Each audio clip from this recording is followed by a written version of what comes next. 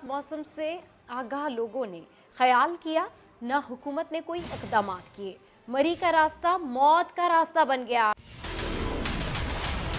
اسلام آباد سے مری کا راستہ گوگل پر صرف 2 گھنٹے کا دکھ رہا ہے، لیکن سخت موسم میں ایکسپریس وے ختم ہوتے ہی یہ راستہ طویل ہو جاتا ہے۔ کل بھی لوگ اسلام آباد سے تو نکلے، لیکن بلکھاتے مری لنک روڈ پر آتے ہی گاڑیوں کی طویل قطاریں لگ گئیں۔ اس وقت بھی مری روڈ پر سرخ لکیر یعنی ٹریفک کی رفتار سست، جبکہ اسی جگہ ونٹر سٹارم کی بھی نشاندہی کی جا رہی ہے۔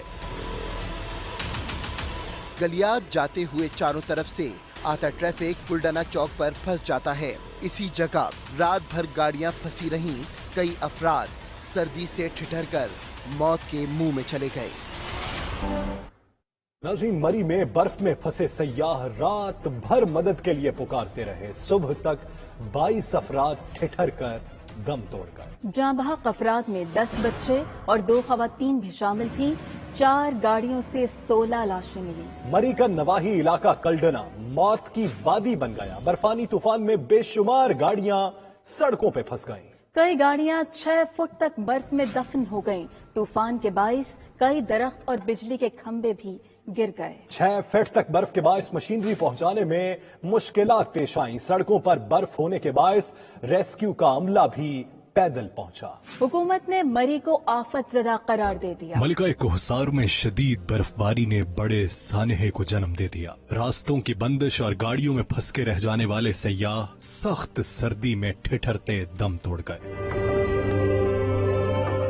ضلع انتظامیہ اور ریسکیو کی جانب سے سانحے میں جاں بحق ہونے والے افراد کی تفصیلات جاری کر دی گئیں۔ ان میں 10 مرد، 2 خواتین، 4 بچے اور 6 بچیاں شامل ہیں۔ اسلام آباد کے ایک ہی خاندان کے 8 افراد بھی زندگی کی بازی ہار گئے۔ تھانہ کوہسار میں تعینات اسسٹنٹ سب انسپکٹر نوید اقبال چھٹی لے کر خاندان کے ہمراہ سیر و تفریح کے لیے مری گئے تھے، لیکن ان کا ہنستا کھیلتا خاندان موت کے منہ میں چلا گیا۔ فیملی کے دیگر ممبران میں اہلیہ نوید اقبال اور ان کی 4 بیٹیاں اور 2 بیٹے شامل ہیں۔ سفید موت کا شکار ہونے والوں میں 4 کا تعلق مردان سے تھا۔ چاروں دوستوں نے برف پر سیلفی بھی لی، جو کہ ان کی زندگی کی آخری سیلفی ثابت ہوئی۔ جاں بحق 3 افراد کا تعلق راولپنڈی سے ہے۔ کراچی، گجرانوالہ، کمال آباد سے تعلق رکھنے والے افراد بھی جاں بحق ہونے والوں میں شامل ہیں۔